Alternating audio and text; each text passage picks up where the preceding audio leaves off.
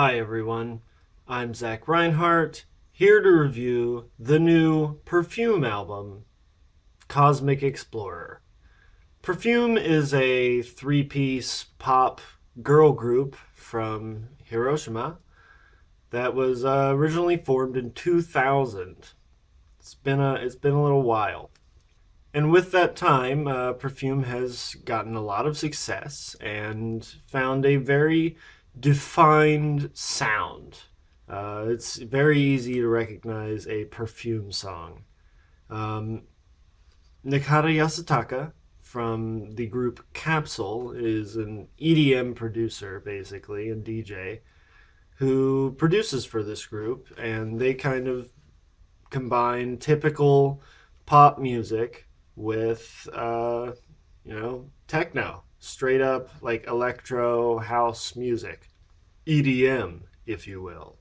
They also have a rather interesting production style. Everything is sleek and perfect and like overly clean.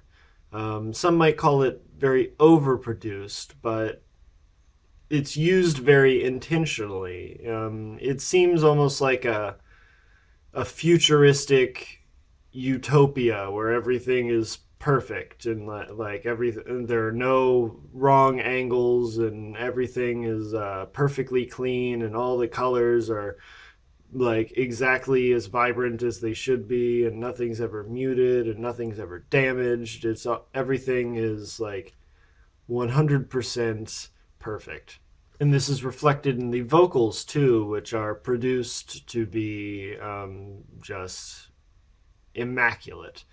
In their kind of midpoint of their career, they kind of brought it to an extreme to where it was hard to even tell the difference between who was singing because they were all so just produced down. It took all the kind of character out of their voice and made them sound almost robotic.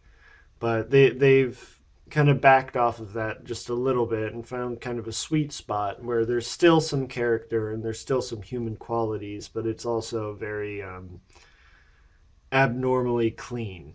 And Perfume's image reflects this. They kind of reject a lot of the very kind of cutesy, bubbly imagery that many of their contemporaries draw up in favor of a lot of very kind of clean colors and perfect lines and shapes, and like you can tell a Perfume music video just by looking at the set. Almost it's going to be white or some kind of light color with like a few brighter colors mixed in there, and then there's going to have like a lot of very perfect lines, and you can really see this in like any Perfume music video. um, there's not a lot of Perfume music videos being filmed out in the woods, let's just say.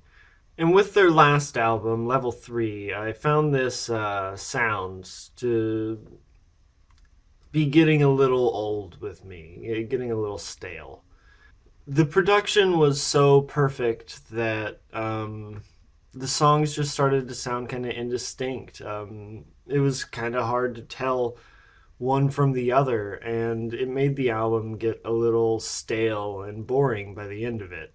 So, leading into this new album, my main questions were, is that going to be a problem again?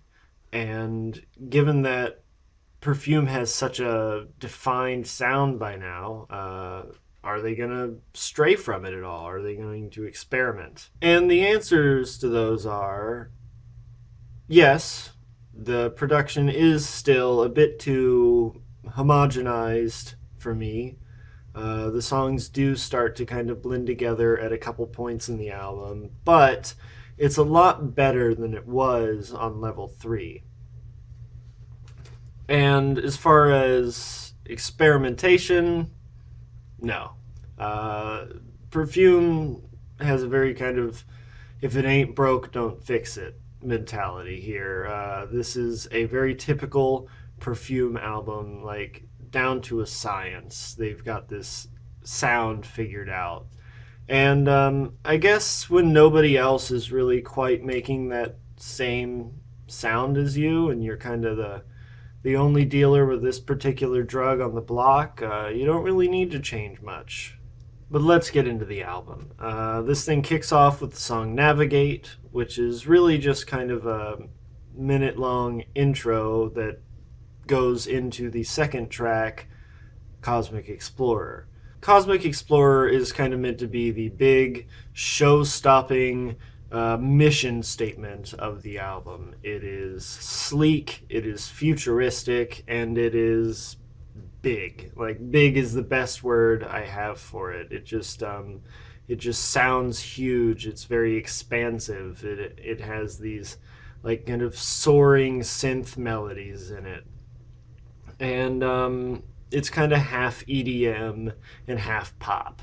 And it kind of kicks off the EDM half of the album. Up until track 7, this album is very instrumental focused. There's not as much vocals, and it's more of like straight EDM. It's very hard hitting, and it draws from a few different kind of EDM subgenres as influences, but it never really strays too far from its kind of hard hitting, very clean electro house sound.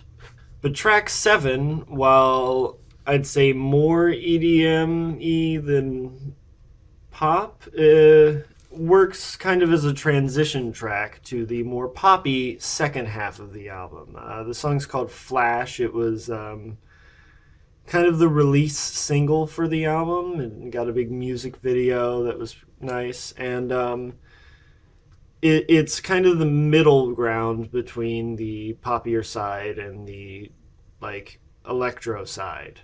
There's a lot more vocal presence on this song. It's more poppy. It has a like sung verse, but then the choruses are like an EDM drop. But they're not quite as hard hitting as the earlier songs on the album. And then the last chorus, they bring in vocals to make it more of a kind of poppy chorus and usher us into the second half of the album.